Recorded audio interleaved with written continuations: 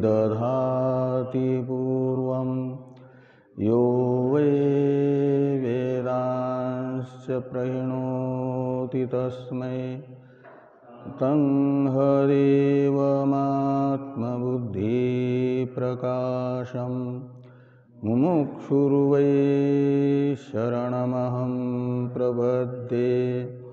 ॐ शान्ति शान्ति शान्तिः। शङ्करं शङ्कराचार्यं केशवं बादरायणं सूत्रभाष्य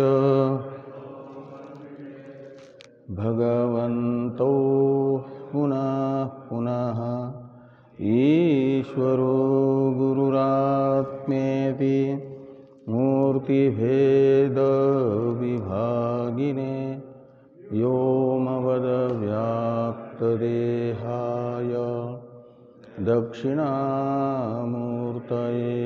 नमः। ॐ शान्ति शान्ति शान्तिः।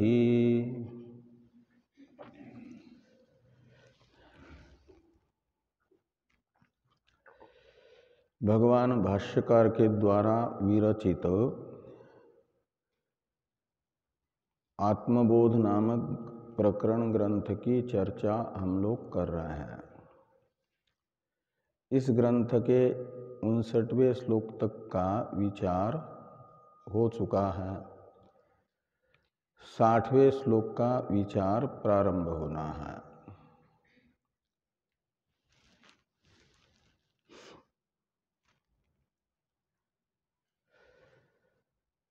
तो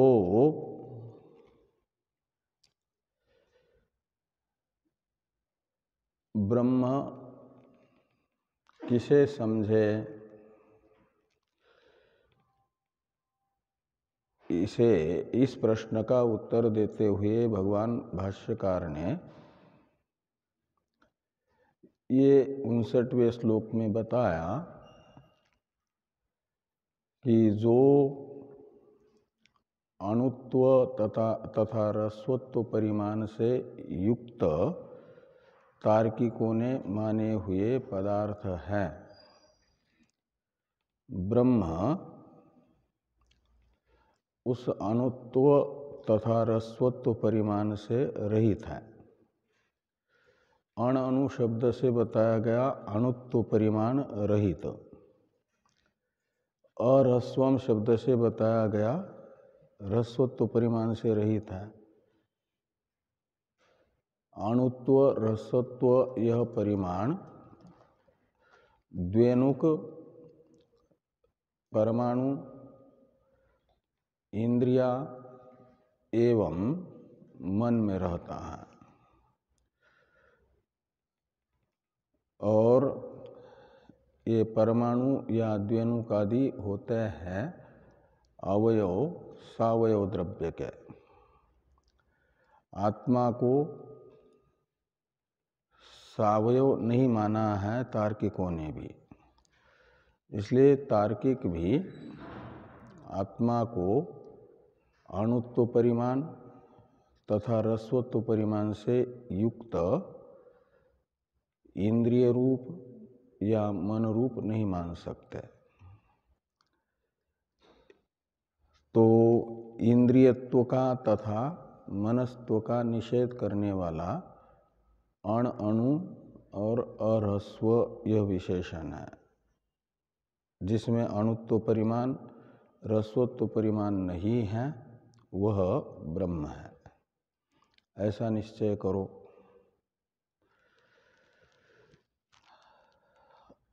और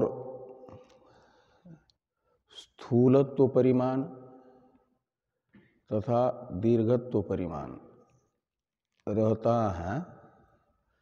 स्थूलत्व धर्म एवं दीर्घत्व धर्म त्रिअणुक से आगे वाले सावयव पदार्थों में, और परम महत्व तथा परम दीर्घत्व परिमाण रहता है विभू द्रव्यों में। ब्रह्म को यद्यपि तार्किकों ने परमात्म रूप स्वीकार करके ब्रह्म को तो द्रव्य माना है और विभू द्रव्य माना है, किंतु ब्रह्म को यदि दीर्घत्व तथा महत्व परिमाण से युक्त मानेंगे तो परिमाण ये गुण होने से ब्रह्म सगुण होगा, और सगुण होगा तो ब्रह्म को निर्गुण बताने वाले श्रुति का विरोध होगा।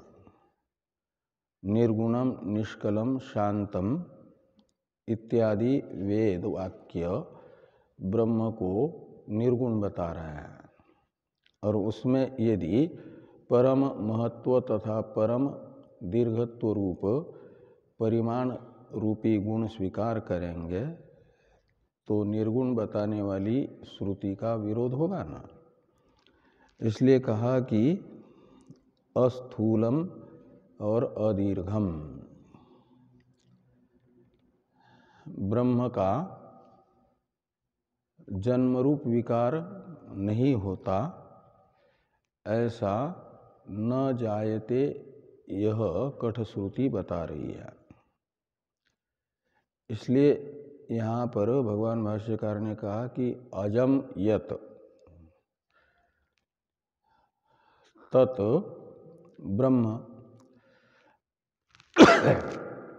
तो अज तो वेदांत प्रकृति भी अज है ना।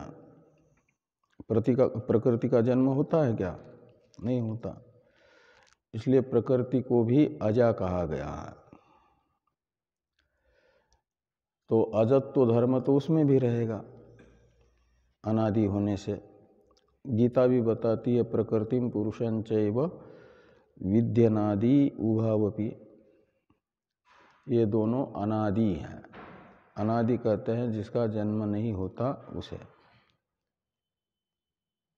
तो अजत्व धर्म जो आज है वह ब्रह्म है ऐसा कहेंगे तो प्रकृति को भी ब्रह्म कहने की आपत्ति आएगी। इसलिए प्रकृति में ब्रह्मत्व का व्यावर्तक विशेषण है अव्ययम, ये ब्रह्म का विशेषण कहे। खाली अज होने मात्र से ब्रह्म होगा ऐसी बात नहीं है। जो अज हो और अव्यय हो, अव्यय में व्यय शब्द का अर्थ है विकारी, अव्यय शब्द का अर्थ निकलेगा निर्विकार।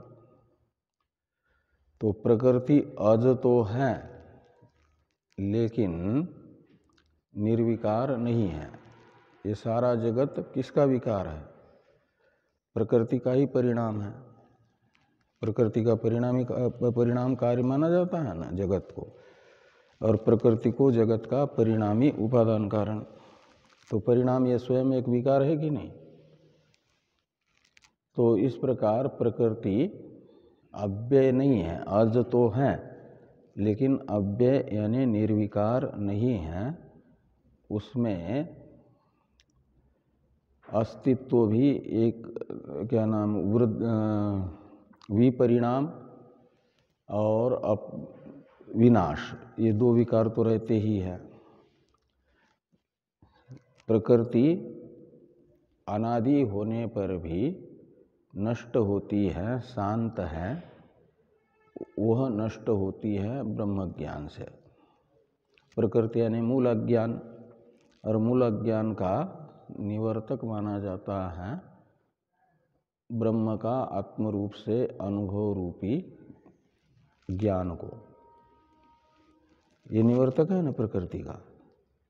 इसलिए जिसकी निवृत्ति हुई यानी नाश हुआ, बाध हुआ, वह बाध रूप विकार प्रकृति में रहेगा। ऐसे ब्रह्म का बाध करने वाला कोई है? ब्रह्म का बाध नहीं होता यानी विनाश नहीं होता। इसलिए विनाश रूप विकार से भी रहित है। आज कहने से जन्म रूप विकार से भी रहित है। और बीच वाले विकार भी उसमें नहीं है, विपरिणाम भी नहीं है उसका। जगत ब्रह्म का विपरिणाम नहीं है, अपितु विवर्त है। विवर्त और विपरिणाम में अंतर है। विवर्त कहलाता है जो कारण के स्वरूप में किसी भी प्रकार का परिवर्तन किए बिना भाष्य अभिव्यक्त हो जाए, वह विवर्त है।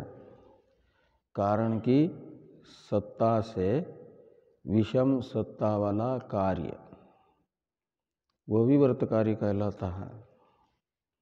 और परिणाम रूप कार्य कहलाता है कारण की सत्ता से समान सत्ता वाला कार्य। तो जैसे प्रकृति का परिणाम है आकाश, वायु, तेज, जल, पृथ्वी, ये पांचों भूत।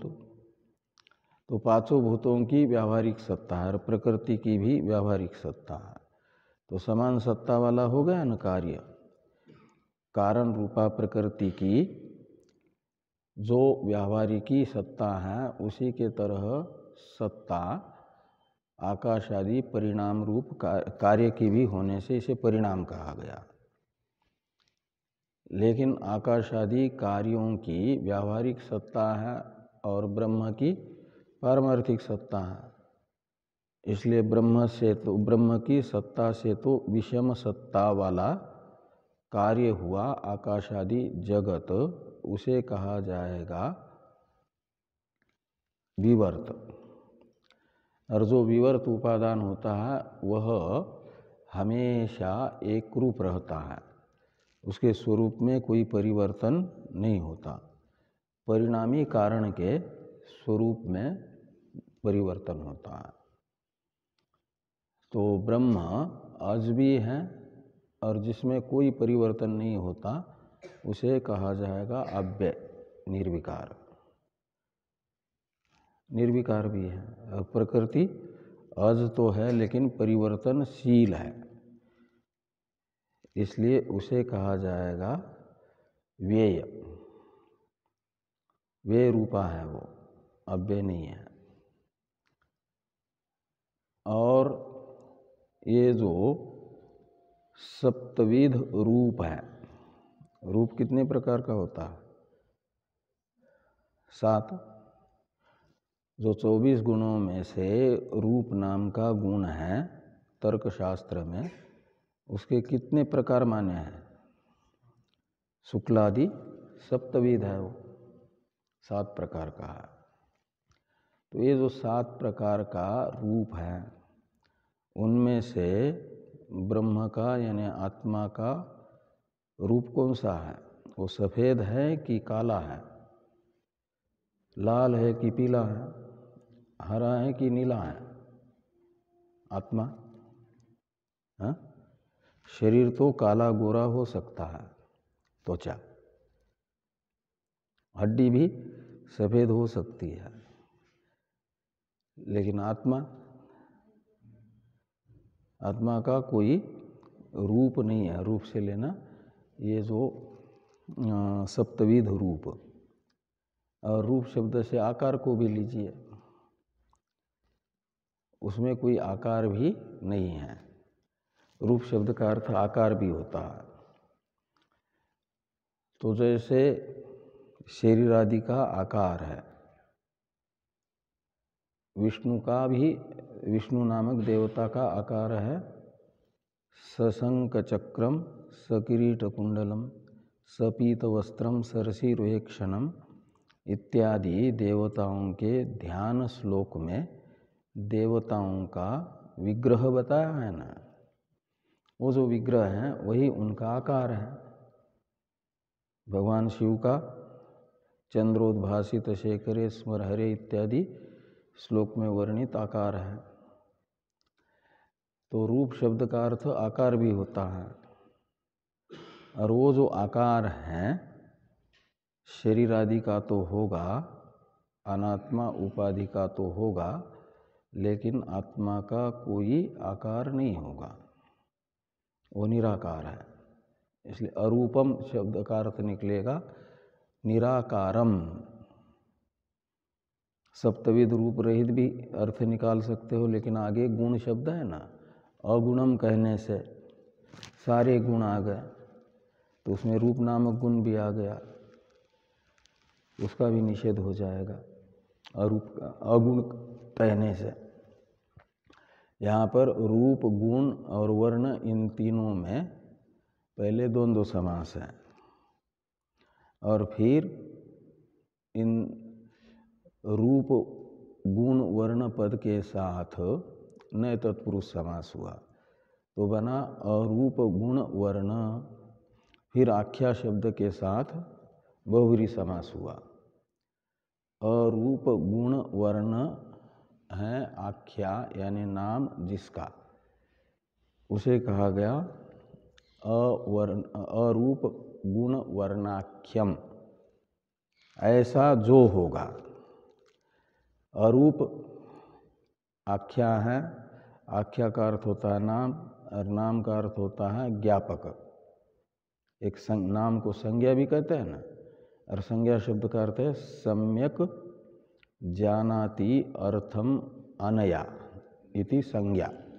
ऐसी संज्ञा पद की उत्पत्ति करते हैं तो संज्ञा शब्द का अर्थ निकलता है ज्ञान का साधन, अर्थ ज्ञान का साधन।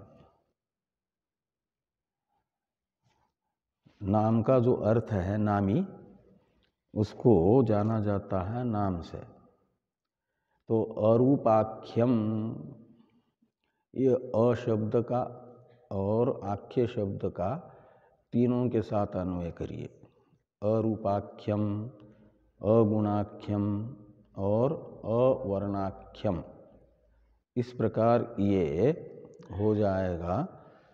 3 पद निकल आएंगे इसमें से। तो अरूपाख्यम शब्द का अर्थ निकलेगा जिसके आकार के बोधक कोई शब्द नहीं है, उसे कहा गया अरूपाख्यम। साकार नहीं है वो, उसकी साकारता का वर्णन करने वाले शब्द नहीं है। जिसके साकारता को बताने वाले शब्द नहीं है वह ब्रह्म है, निरुपाधिक ब्रह्म। और अगुणाख्यम, इसका अर्थ निकलेगा निर्गुण। अगुणाख्यम शब्द का अर्थ है निर्गुण।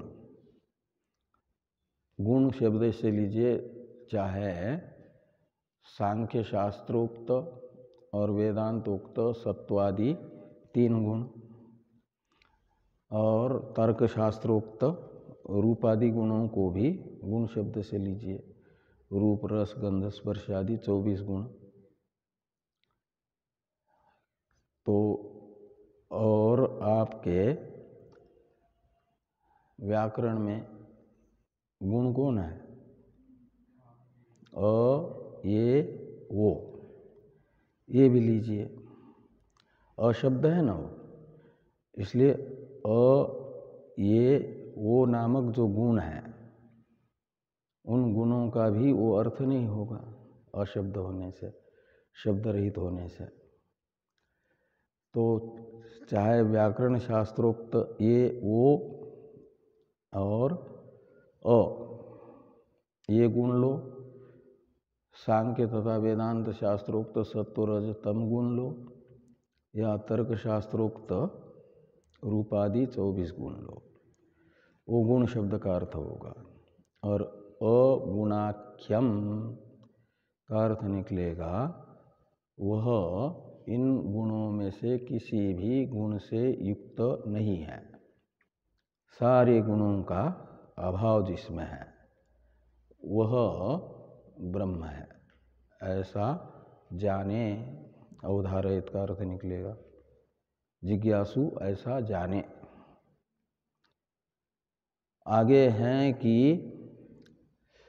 इस प्रकार ये सब हुआ ना, अवर्णाख्यम एक बचा, तो वर्ण शब्द से शब्द को भी लिया जाता है। अ, ई, उ, इनके लिए भी वर्ण शब्द आता है कि नहीं? और वर्ण शब्द से चातुर्वर्ण्यम मया सृष्टम गुण कर्म विभागस्य में वर्ण शब्द का जो अर्थ लिया गया चारों वर्ण, उनमें से चारों वर्णों को भी लिया जा सकता, प्रत्येक वर्ण को। तो अवर्ण शब्द से आकार आदि को लेते हैं यदि, तो अर्थ निकलेगा वो अशब्द है, श्रुति कहती है। उसका शब्द नामक गुण नहीं है। शब्द नामक गुण तो किसका है? वो शब्द रहता है आपके आकाश में। ये आकाश से विलक्षण है। आकाश तो कारण है, कार्य है, प्रकृति का परिणाम रूप कार्य है ना, और ब्रह्म का भी और रूप कार्य है। ब्रह्म तो किसी का कार्य नहीं है, अनादि है। आकाश सादि है। तो सादि आकाश के गुण रूप जो आकारादि वर्ण है, उनसे रहित अनादि ब्रह्म है। ये अवर्णाख्यम का अर्थ निकलेगा जब वर्ण शब्द से आकारादि वर्णों को लेते हैं। और वर्ण शब्द से ब्राह्मण क्षत्रिय वैश्य शूद्र को लेते हैं, तो अर्थ निकलेगा आत्मा न तो ब्राह्मण है, ब्रह्म ब्राह्मण नहीं है। उसमें ब्राह्मणत्व रूप वर्ण नहीं रहता है। क्षत्रियत्व, वैश्यत्व, शूद्रत्वादि चार वर्ण में से किसी भी वर्ण से वह रहित है। अवर्णाख्यम का अर्थ निकला। ऐसा जो होगा उसे ब्रह्म जानो। ये शिष्यों को, क्या नाम, जिज्ञासुओं को कहा गया। आगे कहते हैं ब्रह्म का ही वर्णन करते हुए ब्रह्म का स्वरूप बताते हैं। यद भाषा भासतेर्कादीर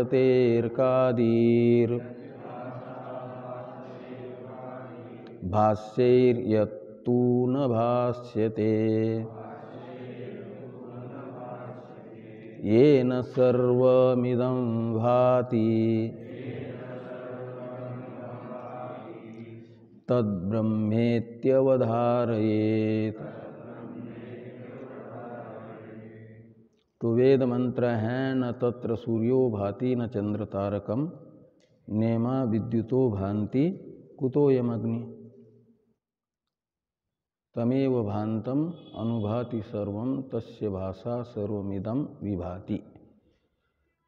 इस मंत्र का मंत्र को ही मूल मान करके ये ब्रह्म के स्वरूप का वर्णन किया जा रहा है कि वह सर्वावभाषक है और स्वयं प्रकाश है, पर प्रकाशत्व तो उसमें नहीं है। ऐसा वो मंत्र बताता है।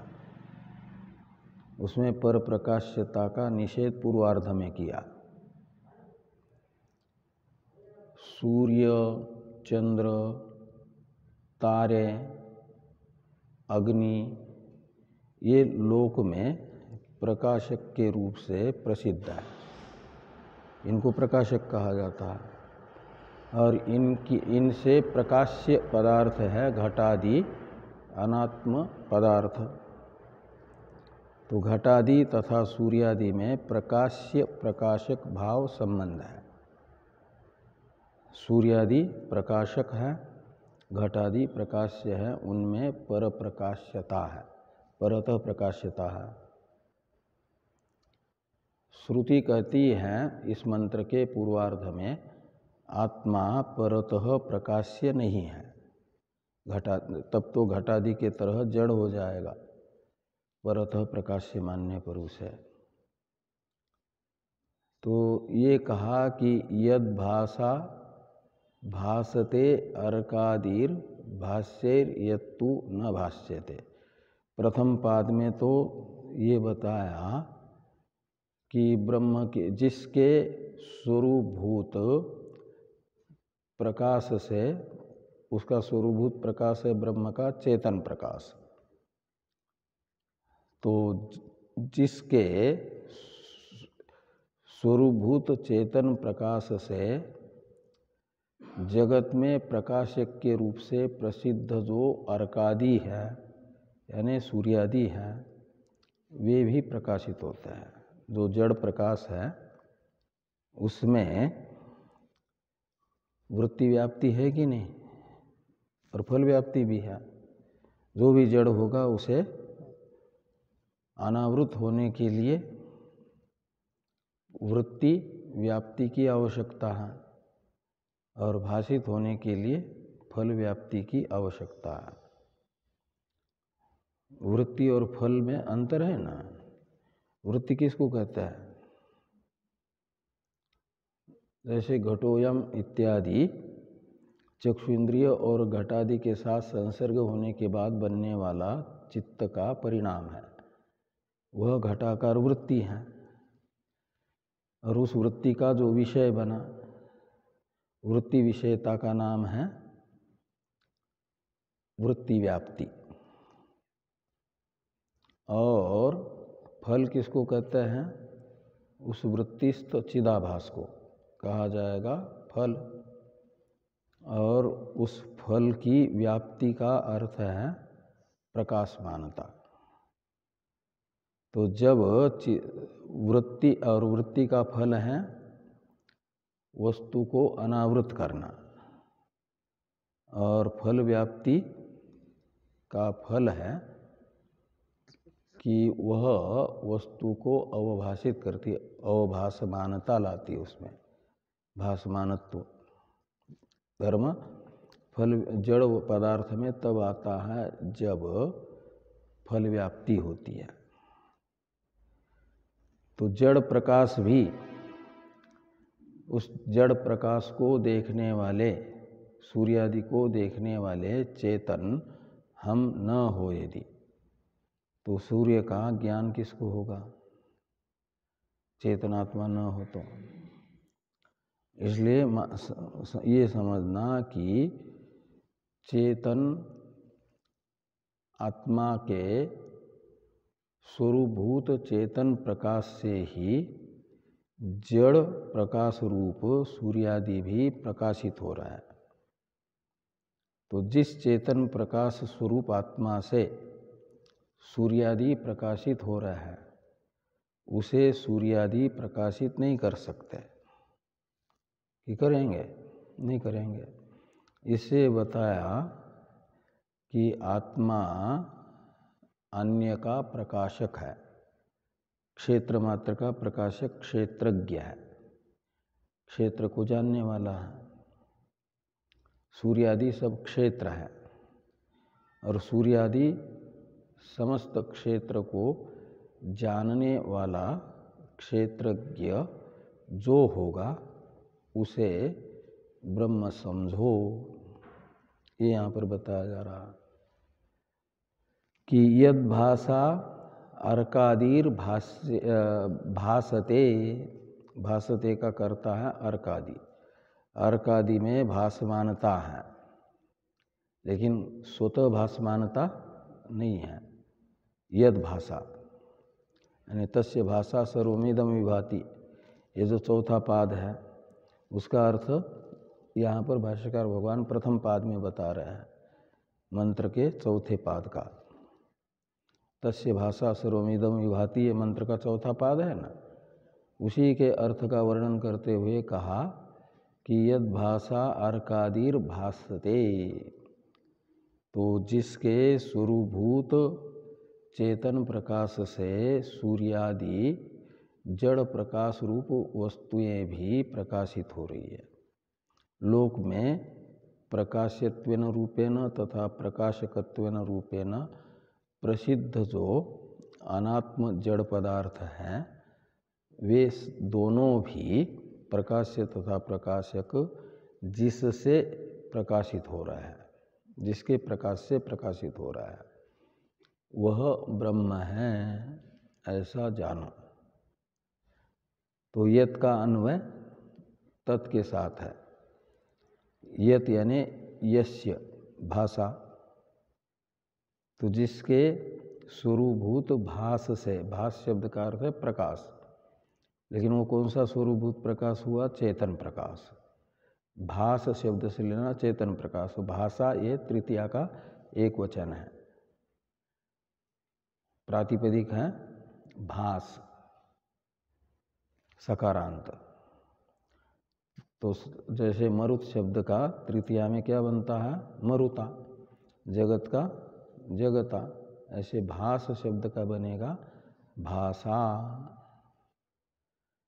तो ये तृतीया का एक वचन है। और यत और भाषा में षष्ठी तत्पुरुष समास कर लो, और अलग पद समझना है तो लुप्त षष्ट्यंत यत शब्द को समझ लो। तो यद भाषा का अर्थ निकला जिसके स्वरूपभूत चेतन प्रकाश से अर्कादीर भासते, तो अर्कादि भाषित हो रहे हैं, यानी अर्कादि में भासमानता आ रही है जड़ पदार्थ में। और आगे कहते हैं तू, ये शब्द है वैलक्षण्य दिखाने के लिए। किसका वैलक्षण्य बताया जाएगा? सूर्यादि का वैलक्षण्य आत्मा में दिखाने के लिए, ब्रह्म में दिखाने के लिए तू शब्द है। तो ब्रह्म तो सूर्यादि से विलक्षण है। सूर्यादि तो कैसे हैं? परतः प्रकाश्य है, आत्मा से प्रकाश्य है। लेकिन आत्मा परतः प्रकाश्य नहीं है, अपितु उसमें स्वतः प्रकाश मानता है। ये दिखाने के लिए कहते हैं कि तू यत भाष्यैर न भासते, न भाष्यते, ऐसा अन्वय करिए। यत तू भाष्यै न भाष्यते। तो भाष्य का मतलब भास शब्द का ही तृतीया का बहुवचन भाष्य शब्द है, भास नहीं। भास धातु से कर्म अर्थ में प्रत्यय होकर के बन गया, कृत प्रत्यय होकर के भाष्य शब्द। और उसका तृतीया का एक वचन है राम शब्द का, जैसे रामई, ऐसे भाष्य अकारांत शब्द है, भास सकारांत शब्द है। भास अलग है, भाष्य अलग है। जैसे ज्ञान और ज्ञेय, भास यानी ज्ञान और भाष्य शब्द का अर्थ निकलेगा ज्ञेय। तो भास तो है आत्मा का स्वरूप, और भाष्य है उस स्वरूपभूत प्रकाश का, चेतन प्रकाश से प्रकाशित होने वाला पदार्थ, वो ज्ञेय।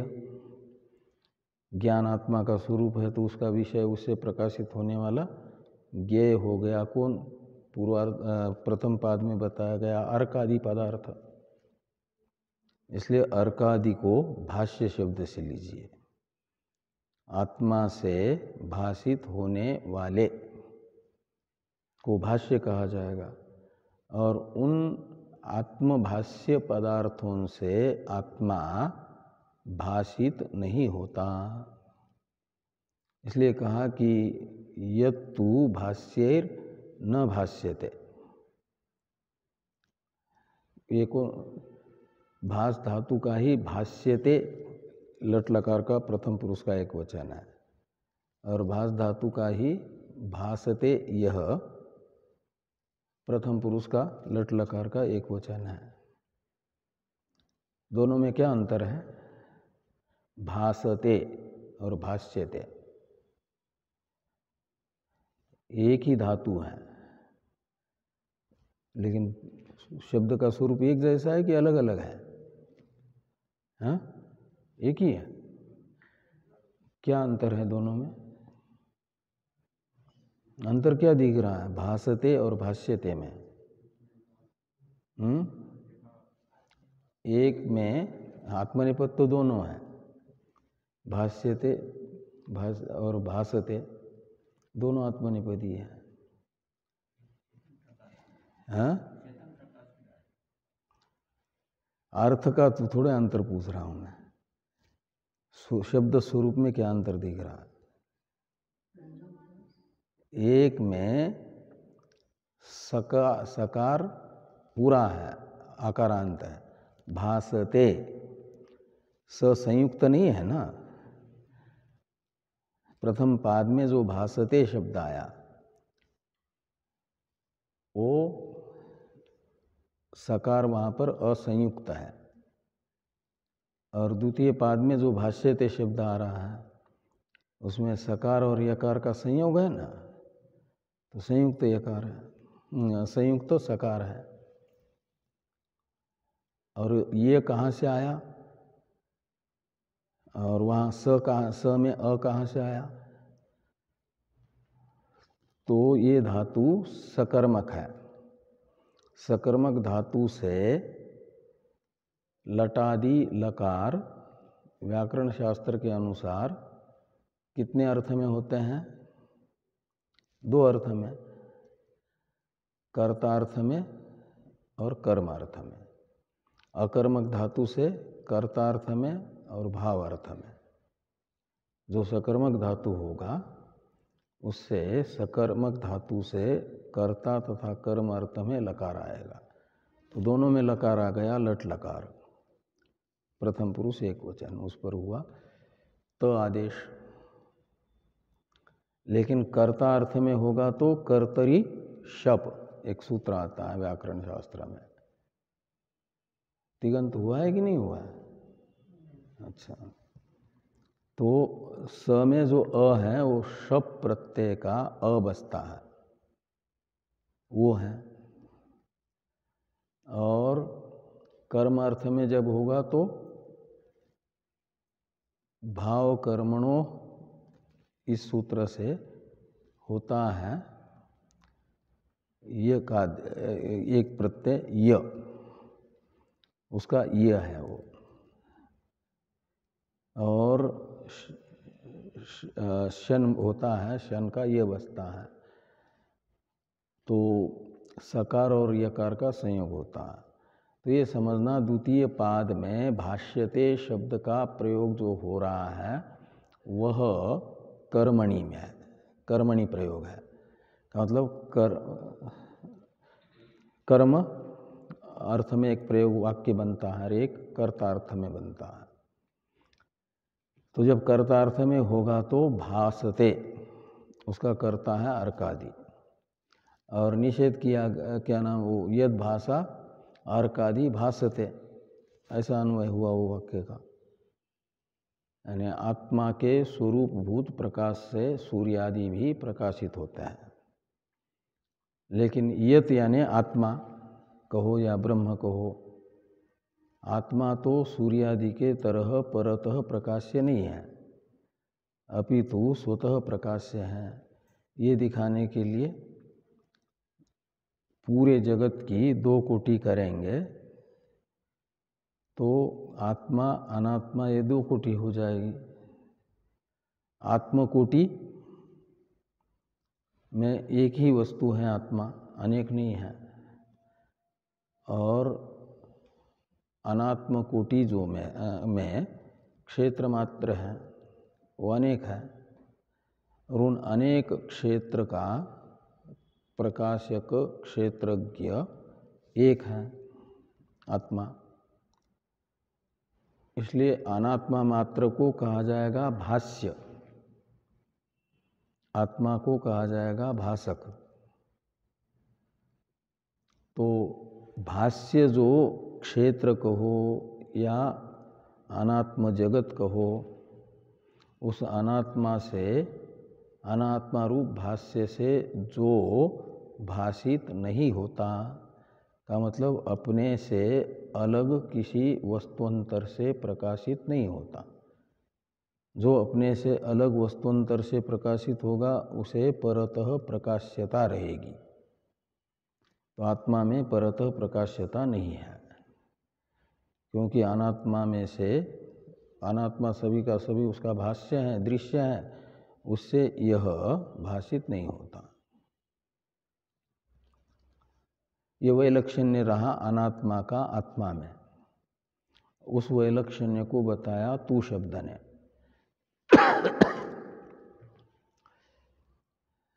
आगे कहते हैं कि ये न सर्वमिदं भाति, तो ये न यानी ये न चेतनेन आत्मना, इदम सर्वम भाति, इदम सर्वम से लीजिए प्रकाश्य प्रकाशक रूप से जगत में जो प्रसिद्ध पदार्थ हैं सूर्यादि तथा घटादि, ये सब के सब जिससे भाषित हो रहे हैं, तद ब्रह्म, वह ब्रह्म है, ऐसा निश्चय करो।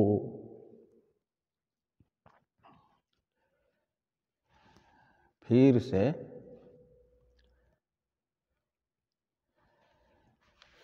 भगवान भाष्यकार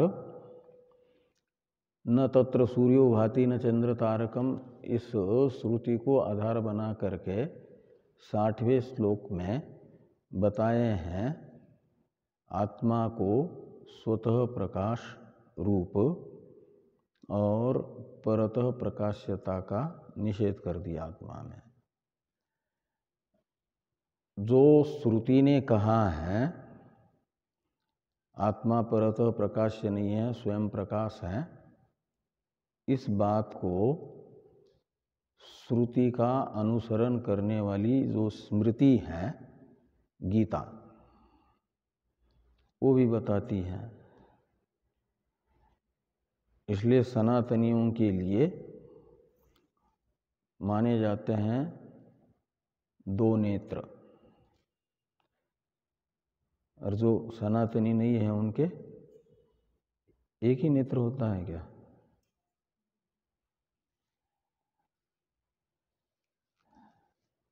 नेत्र का मतलब जो आप प्रत्यक्षादि प्रमाणों से नहीं जान सकते, उसे जिस नेत्र से जानते हो वो नेत्र, वो 2 हैं। वो कौन? वेद और वेदानुकूल स्मृति, श्रुति स्मृति। श्रुति स्मृति उभे नेत्रे जगतः प्रकीर्तिते, ये कहा गया है। श्रुति और स्मृति ये 2 जगत के यानी सनातन जगत के नेत्र के तरह नेत्र हैं। नेत्र होता है ज्ञान का साधन, और जो सनातनी नहीं है आर्य समाज आदि, वे लोग स्मृति को प्रमाण नहीं मानते हैं, केवल वेद को ही मानते हैं। तो उनके लिए तो एक ही आँख है, वो है श्रुति। लेकिन जो सनातनी है वो श्रुति के तरह, श्रुति अनुकूल जो गीता आदि स्मृतियाँ हैं उन्हें भी प्रमाण मानते हैं। इसलिए 2 नेत्र वाले सनातनी हैं, एक नेत्र वाले केवल वेद को प्रमाण मानने वाले हैं, और शब्द मात्र को प्रमाण न मानने वाले जन्मांध हैं, जिनके दृष्टि में वेद भी और गीतादि भी प्रमाण नहीं है। चारवाकों के मत में वो प्रत्यक्ष को ही प्रमाण मानते हैं, तो उनको कहा जाता है जन्मांध। उनको कभी ये अतीन्द्रिय वस्तु का ज्ञान होगा ही नहीं, क्योंकि इंद्रिय ग्राह्य वस्तु का ही अस्तित्व स्वीकार करते हैं। तो जिस वस्तु को जान नहीं सकता वो जन्मांध ही तो हुआ। तो अतीन्द्रिय वस्तु को चारवाक का यदि दुराग्रह ग्रसित मन जिनका है, वे कभी नहीं जान सकते अतीन्द्रिय पदार्थों को। लेकिन हम लोग तो सनातनी हैं, तो श्रुति के तरह स्मृति को भी वैसा ही प्रमाण मानते हैं, गीतादि स्मृतियों को। तो न तत्र सूर्यो भाति न चंद्र तारकम इत्यादि श्रुति ने जिस अर्थ को बताया है, आत्मा स्वतः प्रकाश रूप है, परतः प्रकाश नहीं है, वो सर्वाभाषक है और स्वयं प्रकाश है। ये बात गीता रूप स्मृति भी बताती है। इसे भगवान भाष्यकार कह रहे हैं कि न तद भासते सूर्यो न शशांको न पावकः यद्गत्वा न निवर्तन्ते तद्धाम परमं मम।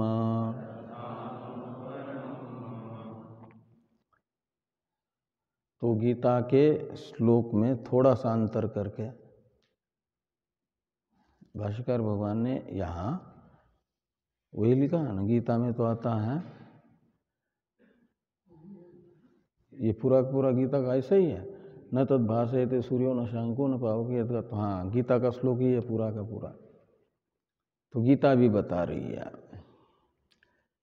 तो तत् यानी ब्रह्म, ये तत् द्वितीया का एक वचन है, ब्रह्म का परामर्शक है। भासते क्रियापद के कर्म को बता रहा है। तत्पदार्थ भासते क्रिया का कर्म होगा, और भासते क्रिया के कर्म में कर्म को कहा जाता है भाष्य। जैसे अर्कादि को पहले भाष्य बताया ना, वो भास क्रिया का कर्म है, वो भाष्य है। और भास क्रिया है ज्ञान, तो ज्ञान का जो कर्म होगा ज्ञान का विषय, और ज्ञान के विषय को क्या कहा जाएगा, ज्ञेय। और जब भास धातु से कहना होगा ज्ञेय पदार्थ को तो भाष्य। तो तद भासयते, इतने का तो अर्थ निकलेगा भाषित करता है। कौन? तो सूर्य तद भासयते का तो अर्थ निकलेगा सूर्य जिसे प्रकाशित करता है वह पदार्थ, यानी सूर्य का प्रकाश्य, सूर्य से भाष्य। और सूर्य से भाष्यता किस में है? घटादि में। घटादि में तो सूर्य से भाष्यता है। और आत्मा चेतन होने से जड़ प्रकाश रूप जो सूर्य है उससे चेतन प्रकाश स्वरूप आत्मा भाषित नहीं होगा, इसलिए उसमें सूर्य भाष्यता नहीं है। ये प्रथम पाद का अर्थ निकलेगा कि सूर्यो तद न भासयते, सूर्य तत्शब्दित ब्रह्म को भाषित नहीं करता। का मतलब ब्रह्म में सूर्य से भाष्यता नहीं है, जैसे घटादि में सूर्य से भाष्यता है, यानी परतः प्रकाश्यता है। ऐसे परतः प्रकाश्यता नहीं है।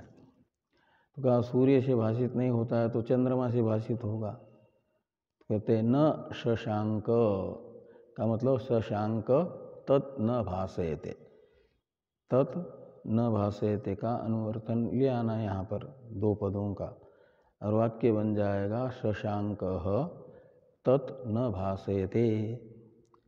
शशांक यानी चंद्रमा, उसे इसलिए शशांक कहा जाता है। शश कहते खरगोश को, अंक कहते चिन्ह को। तो खरगोश के चिन्ह के खरगोश का चिन्ह है जिसके अंदर, उसे कहा जाएगा शशांक।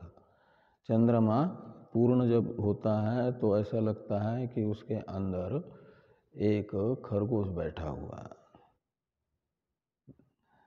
तो इसलिए चंद्रमा को शशांक कहते हैं। और वो जो चंद्रमा है उससे भी भाष्यता आत्मा में नहीं है। लोक में भाषक करके प्रसिद्ध है ना, सूर्य है, चंद्र है, पावक यानी अग्नि है, और पावक तत् न भाषयते, तो अग्नि भी उसे भाषित नहीं करता। और अग्नि को उपलक्षण समझना पावक शब्द को विद्युत का भी, कुतोय नेमा विद्युतो भांति कुतोयम अग्नि, इसमें जो विद्युत है ना बहुवचन, तो विद्युत भी यानी आकाशीय बिजली भी उसे प्रकाशित नहीं कर सकती आत्मा को।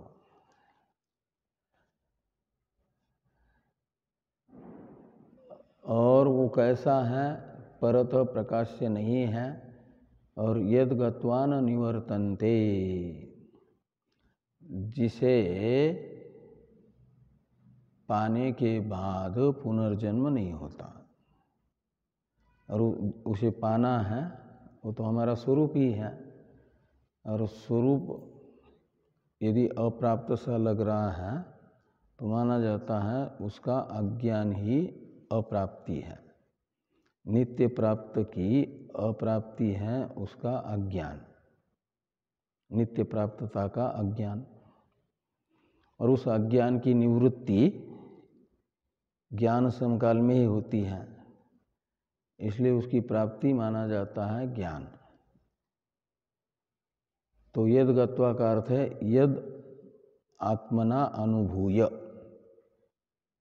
जिसका आत्मरूप से अनुभव करने पर न निवर्तन्ते, यानी इस संसार में पुनरावृत्ति नहीं होती।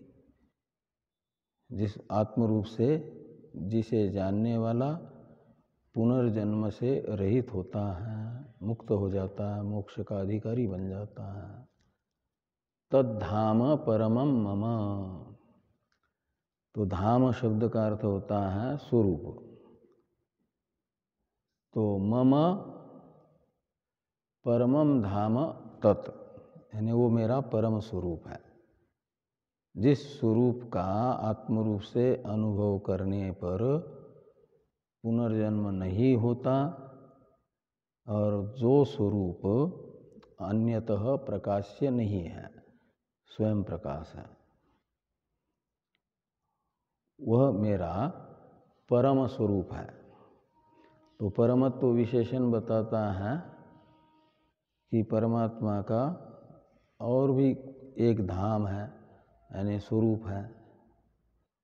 कैलाश निवासी, वैकुंठ निवासी, ब्रह्मलोक निवासी, साकेत निवासी, गोलोक निवासी।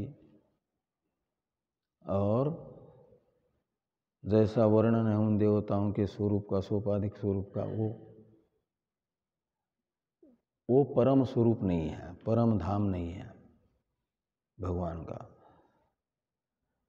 वो भगवान का धाम है, लेकिन कैसा धाम है,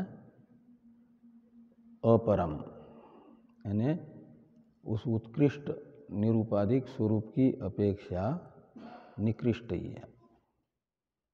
वो तो पराकाष्ठा है परमत्व की। तो इस अभिप्राय से कहते हैं तद्धाम परमम मम। तो इस प्रकार ये जो है श्रुति एवं स्मृति दोनों के आधार पर भगवान भाष्यकार ने ये बताया कि आत्मा में परतः प्रकाश्यता नहीं है, अपितु स्वयं प्रकाश है वो आत्मा ब्रह्म। बाकी की चर्चा 62वें श्लोक की हम लोग करते हैं कल। ओम पूर्णमदः पूर्णमिदं पूर्णात् पूर्णमुदच्यते पूर्णस्य पूर्णमादाय पूर्णमेवावशिष्यते। ओम शांति शांति शांति। शंकरं शंकरा केशवं बादरायणं सूत्रभास्य कृतो वन्दे भगवन्तो पुनः पुनः ईश्वरो मूर्तिभेदविभागिने व्योमवद्व्याप्तदेहाय दक्षिणामूर्तये नमः। ओम शांति शांति शांति।